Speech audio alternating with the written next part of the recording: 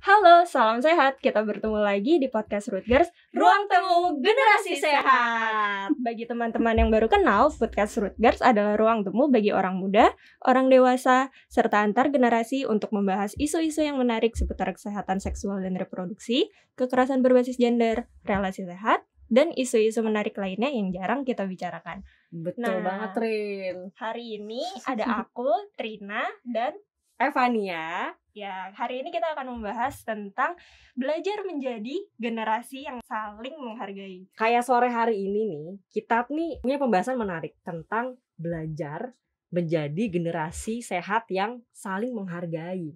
Kamu pernah dengar gak sih? Ada nih banyak banget nih artikel-artikel. Jadi kalau ngomongin generasi sehat nih, antar generasi, itu kan cenderung terbagi-bagi ya. Misalnya antar generasi X, generasi Z, Y, millennials, baby boomers gitu, yang memang diklasifikasikan berdasarkan tahun lahirnya gitu.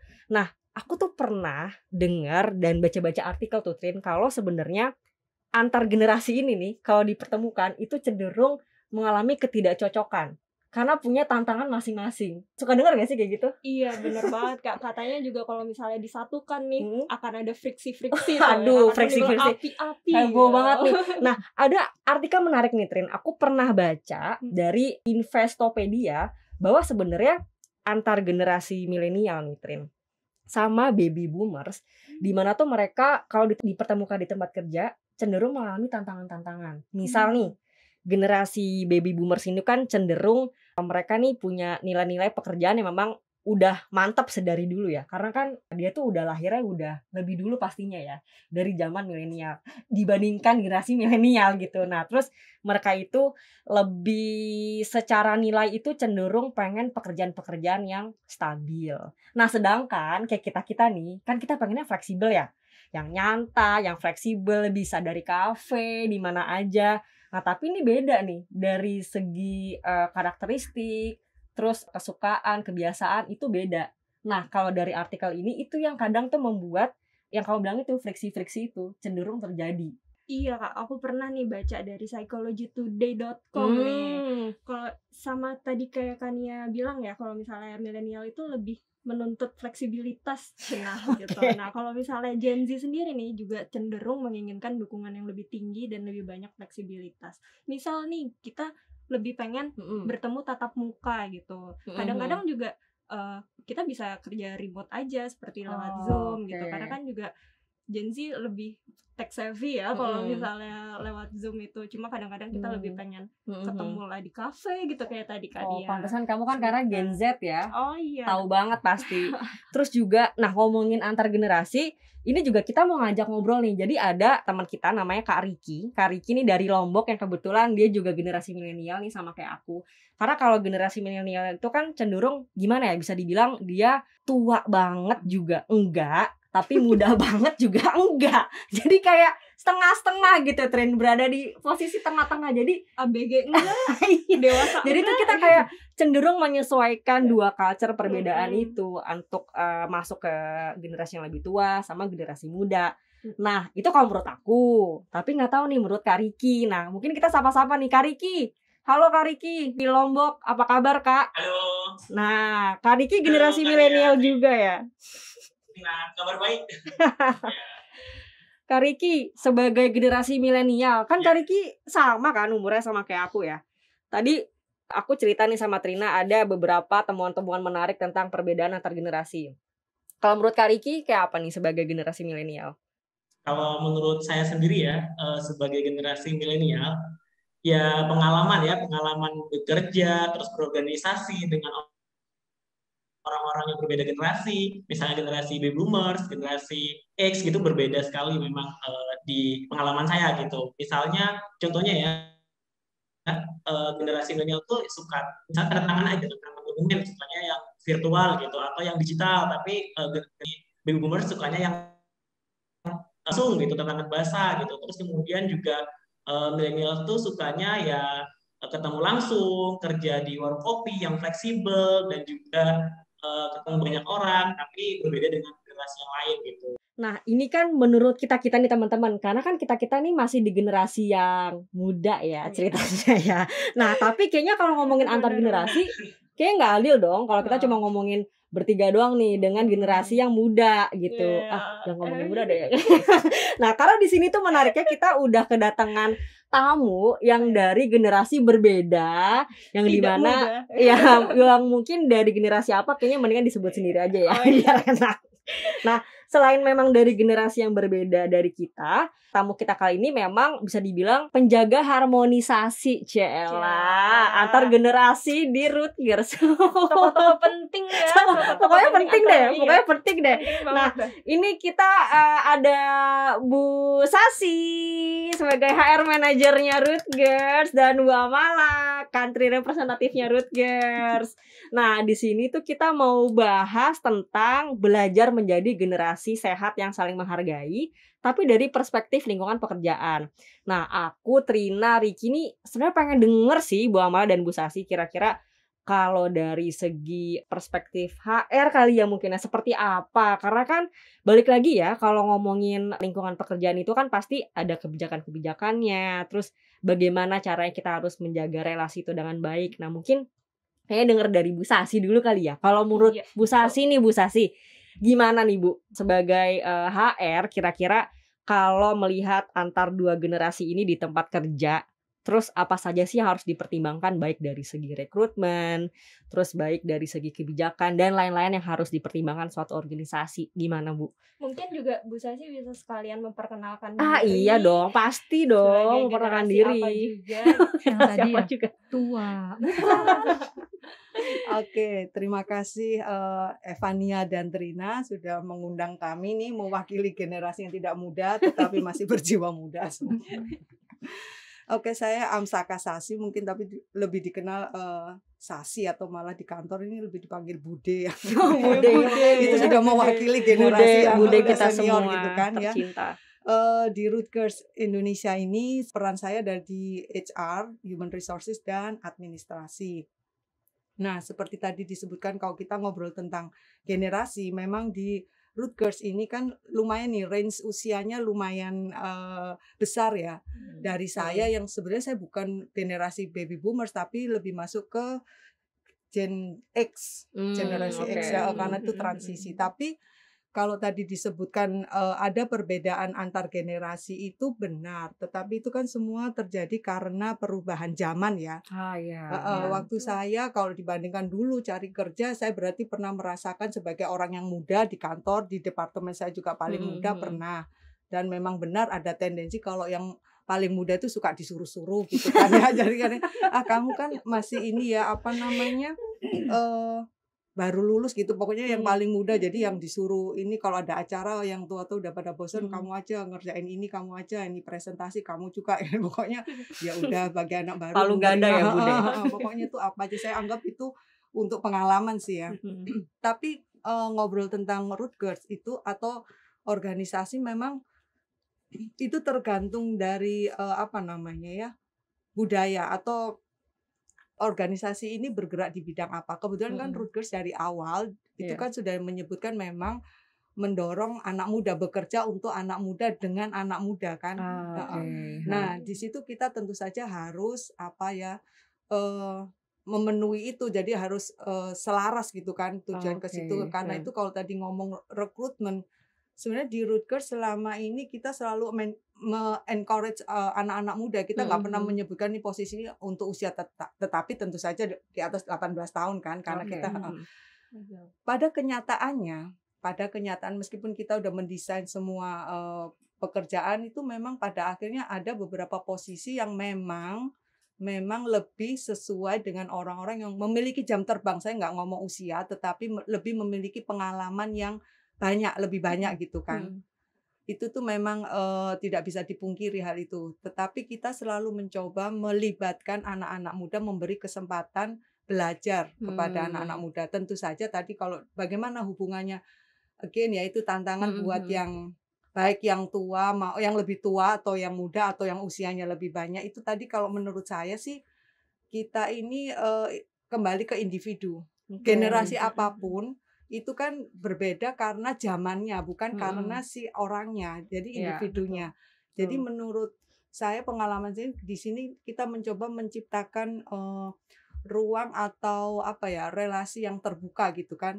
Saya sih melihat teman-teman di Rutgers itu baik yang ini yang lebih senior maupun ini kita mencoba. Kalaupun jadi begini menurut saya untuk kemampuan atau kita kalau ngomong people ya, saya nggak mau ngomong human resources tapi people itu kan lebih ke interaksi, cara berkomunikasi. Kita harus mampu memahami karakter per orang. Mungkin Trina sama Evania mungkin sama dari generasi sama, tetapi cara saya menghadapi Trina dengan Nia pasti beda karena punya karakter yang berbeda. Nah itu yang sebenarnya dituntut untuk orang-orang yang lebih senior, dan itu pun yang lebih muda juga harus belajar cara ngadepin saya dengan ngadepin Bu Amala mungkin beda, meskipun mungkin saya sepantaran. Nah hal-hal seperti itu yang sepantaran nggak harus diajarin, harus belajar, harus dimanapun, karena itu zaman apapun nih. Kalau misalkan sekarang teknologi itu tadi beda cerita, tetapi ini satu hal komunikasi tadi kan juga teman Ricky ini ya, kita harus mampu itu penting banget. Terus beradaptasi, kita pun yang sudah ini juga harus beradaptasi, zamannya udah berbeda ya. Saya mau nggak mau harus bisa Zoom gitu kan, meskipun saya pusing nggak habis Zoom ya kan. Terus harus mau pakai WhatsApp gitu, kalau ini harus cepet juga kan, nggak bisa nolak lagi gitu karena memang zamannya udah berubah. Terus kemudian kalau anak muda ini fleksibel, tetapi berarti kita misalkan jadi supervisor harus bisa memastikan pekerjaan tetap selesai. Terserah kamu mau ngerjainnya kapan. Nah itu kan berarti yang lebih tua juga harus beradaptasi kan dengan kondisi itu. Jadi komunikasi, adaptasi, dua arah, terus merancang pekerjaan ini, itu tuh yang kita lakukan di Rutgers sih sejauh ini seperti itu. Mungkin Bu Amala bisa menarik. Ini kali. Iya, itu menarik banget ya. Misalnya kan komunikasi, relasi, dan bisa penyesuaian antar generasi ini gitu. Nah, Kak Ricky nih terkait fleksibilitas nih mungkin juga bisa kasih pendapatnya lagi nih Kak gitu. Ngomongin tentang fleksibilitas itu, terus kebijakan-kebijakan Rutgers ya yang benar-benar sangat menguntungkan nih. Kira-kira menurut Kak Ricky seperti apa? Ya, Kak Nia, terima kasih banyak. Sebenarnya ya kalau saya sendiri ngerasain ya fleksibilitas itu sangat mengakomodir kesehatan mental gitu ya. Jadi kalau misalnya bosan kerja di kantor atau turun lapangan ketika Anda WFH misalnya hari Jumat, ketika belum COVID bisa di kafe atau di tempat-tempat yang memang kayak yang dipandang itu lebih vibe-nya lebih positif gitu dan mendukung. Malah saya lebih produktif ketika sebelum COVID itu banyak kerja di kafe gitu. Maksudnya di warung kopi dan sebagainya itu lebih produktif ketimbang harus di kantor yang tersekat-sekat gitu ruangan. Terus kemudian juga sebenarnya kalau lihat kantornya Rutgers yang sekarang itu sebenarnya sudah mengakomodir kaum milenial ya. Maksudnya kita menyatu di satu ruangan bersama-sama open space ada interaksi, itu salah satu bentuk akomodir Rutgers untuk teman-teman milenial gitu. Nah, itu sih pengalaman dan juga kebijakan yang mungkin Rutgers sudah ada gitu, Kak Nia. Oke, nah itu kan kalau dari segi kantor ya. Nah, kalau Trina kan mungkin lebih lebih sering terlibat di program-programnya Rutgers gitu. Kan juga ada memang yang dimana prinsipnya Rutgers tuh Youth Adult Partnership ya Trin ya.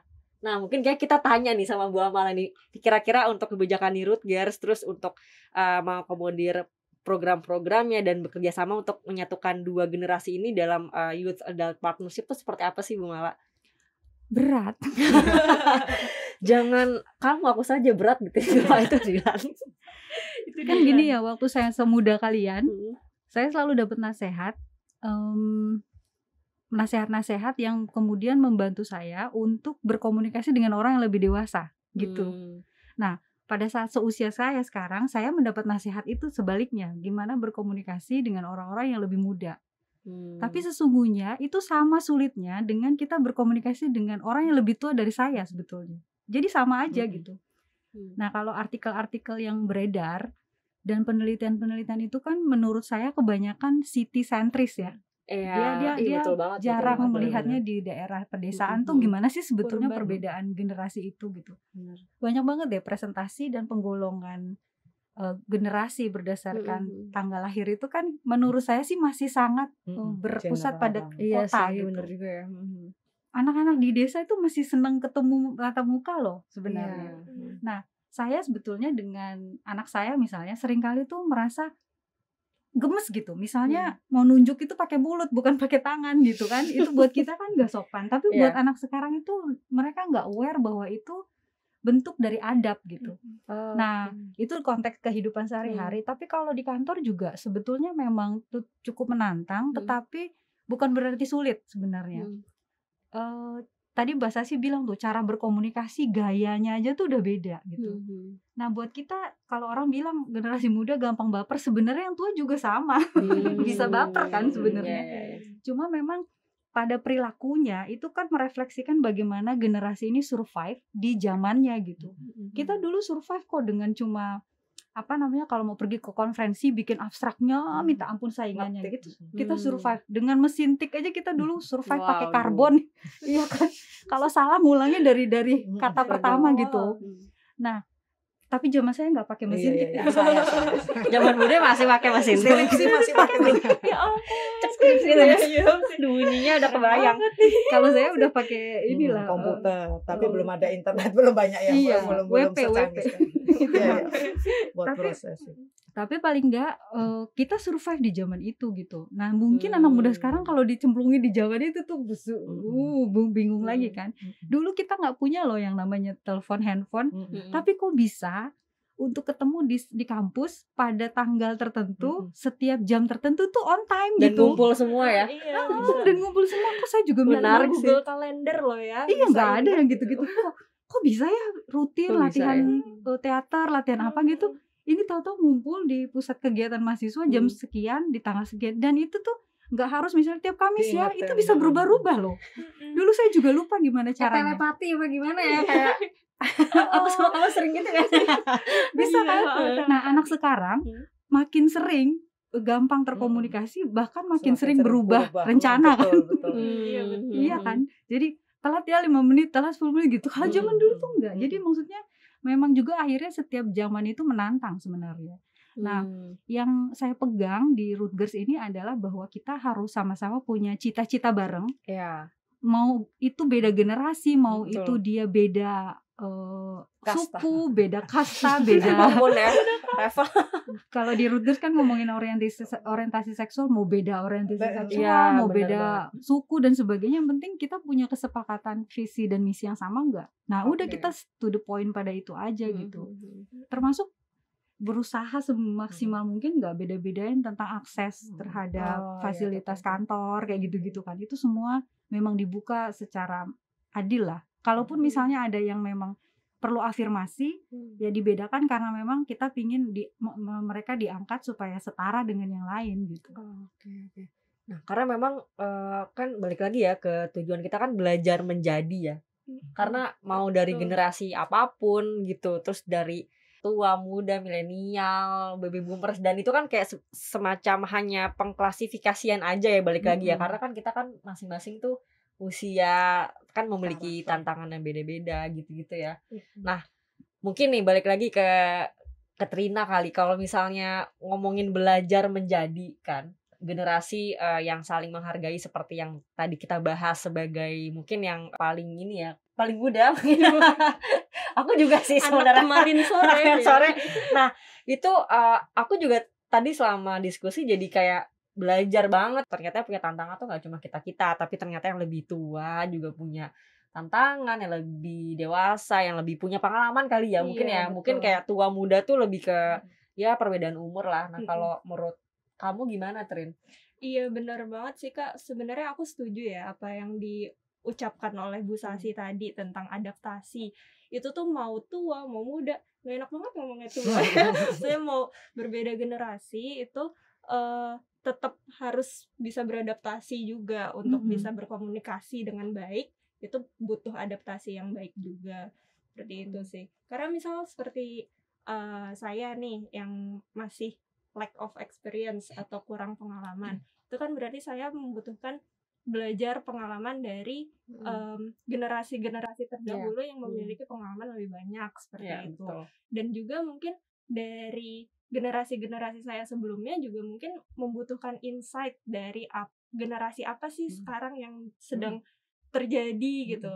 Itu juga butuh komunikasi juga sih seperti yang tadi Kak Riki bilang gitu. Bener, iya setuju banget sih Trin. Kalau aku juga mikirnya kayak memang sebenarnya tuh kita antar generasi ini tuh nggak tahu kebutuhan masing-masing karena memang kita tuh karena mungkin komunikasinya itu yang kurang dibuka kali ya. Jadi kalau misalnya kita kan namanya juga kan kita ruang temu ya. Jadi mungkin kita harus sering bertemu even itu online, offline, tapi kita kayak saling ngobrol nih kayak gini kan jadi tahu ya Trin ya. Aku juga jadi tahu. Terbuka. Nah, Karena sebetulnya antar generasi kan punya kecemasan sendiri. Betul. Saya cemas ini anak muda ini kalau saya ngomong gini tersinggung nggak ya gitu, atau dia paham nggak ya maksud saya gitu. Dan teman-teman yang muda juga ini tepat nggak ya saya ngomong gini gitu kan. Sebenarnya jadi kalau sama. ngetik WA aduh delete lagi tempatnya Iya, bener banget kayak gitu kan.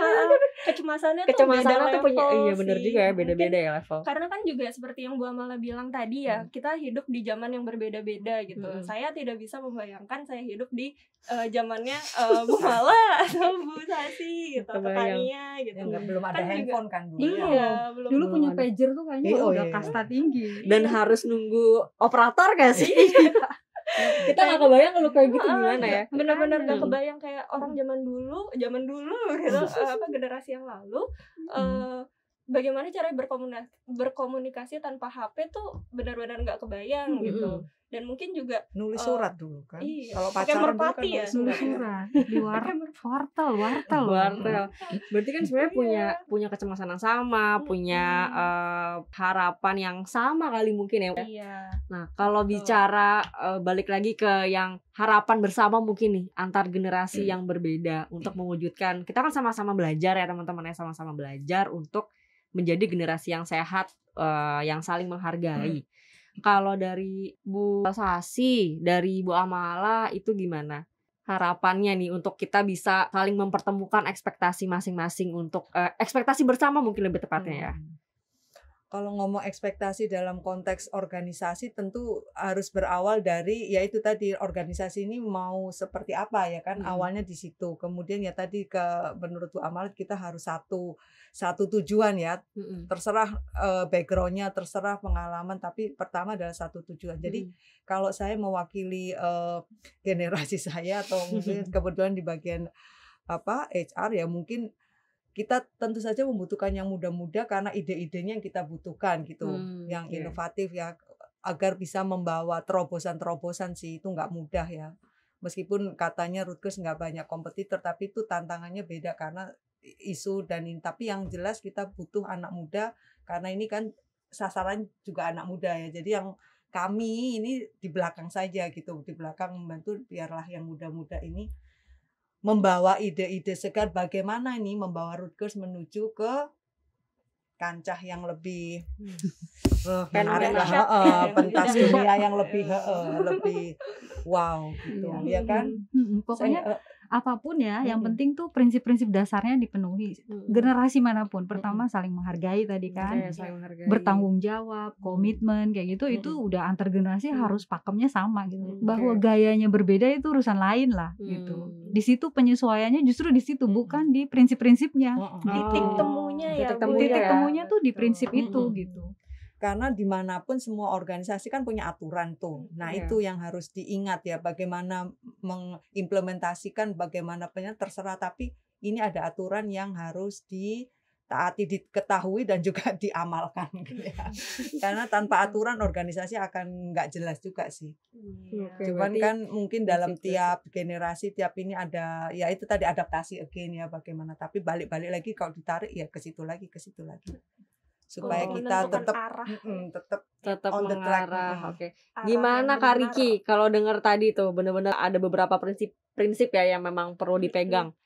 Setuju banget sih Alkania apa yang dikatakan Bu Sasi sama Bu Amala bahwa ya tadi ya adaptasi, terus saling memahami antar generasi, terus tahu kelebihannya, terus kemudian juga peluang dan juga karakteristik masing-masing individu itu sangat penting banget ya untuk mengakomodir kerja tim gitu antar generasi gitu. Contohnya misalnya gini, misalnya kaum milenial ya, kita orang-orang muda nih, contohnya misalnya yang lebih paham tentang teknologi, lebih paham tentang software di laptop. Nah, terus kita bekerja tim dengan teman-teman yang tua, bukan tua, maksudnya yang generasi baby boomers atau generasi X yang memang secara penguasaan teknologi kurang. Jadi kita bisa membantu misalnya pengoperasian software. Terus kemudian juga kita juga butuh nih generasi boomers, baby boomers dan juga generasi X misalnya untuk memberikan masukan-masukan strategi-strategi kerja yang baik, seperti apa ya memang mereka yang sudah berpengalaman, seperti itu sih. Jadi kalau kita bisa memahami, beradaptasi, kemudian juga punya tadi Bu Amal yang satu tujuan, satu visi, itu pasti akan akan ketemu nih titik tengahnya gitu, dan juga dibungkus dengan pastinya peraturan dan kebijakan dari Bu Sasi tadi yang Ibu Sasi katakan gitu. Itu Kak Nia dan Kak. Nah, setuju. Ini ya, mungkin satu kata kali ya teman-teman ya, untuk gimana sih belajar menjadi gitu. Mungkin kalau dari aku dulu ya, aku satu kata, be open. Kalau dilihat dari pembahasan kita tadi. Nah, kalau menurut Kak Trina gimana nih? Waduh, sama Kak. Gimana sama sih? Kan kita sama-sama sama ya. Telepati ya. Be open. Be open minded ya. Tambahin ya. Tambahin. Boleh deh, boleh. Sambung kata. Nah, Bu Sasi dan Bu Amala nih, Bu. Saya apa ya? Saya apa? Respect. Menghargai. Ya, sama. Sama aja kok, sama ya. Tim apa ya ini? Adaptif. Oh, adaptif, benar adaptif. Komunikatif kalau gitu. Be Oh, open, komunikatif, adaptif dan respectful Respect, tadi. ya. Oke. Itu tuh 4. Kalau Kak Riki? Kalau saling memahami sama nggak? Memahami kali ya. Iya. Jadi be open, komunikatif, memahami, adaptif, respektif. Ya, berarti itu ya. Ternyata sebenarnya tuh bisa ya antar generasi itu memang kita memang perlu belajar ya. Kan namanya aja kan kita akan terus menjadi terus ya, menjadi lebih baik. Dan mungkin dengan diskusi-diskusi kayak gini harapannya kita bisa saling bertemu ya, saling bisa tahu antar satu sama lain gitu ya, dan pastinya nanti kita bisa bahas-bahas lagi obrolan-obrolan yang kita nggak pernah sebelumnya membicarakan itu, tapi kalau kita bertemu di ruang temu nih akhirnya kita bisa saling tahu nih apa sih harapan masing-masing. Betul nggak, Trin? Betul banget. Seperti hari ini kita bisa ngobrol-ngobrol untuk mewujudkan generasi yang sehat. Bertemu di ruang temu generasi sehat. Nanti kita bakal ngobrol-ngobrol lagi, Trin ya, di episode-episode selanjutnya. Buat teman-teman, mantengin terus ya YouTube dan Spotify-nya Rutger. Terima kasih. Kita belajar menjadi yang lain. Iya, betul. Terima kasih Bu Amala, Bu Sasi.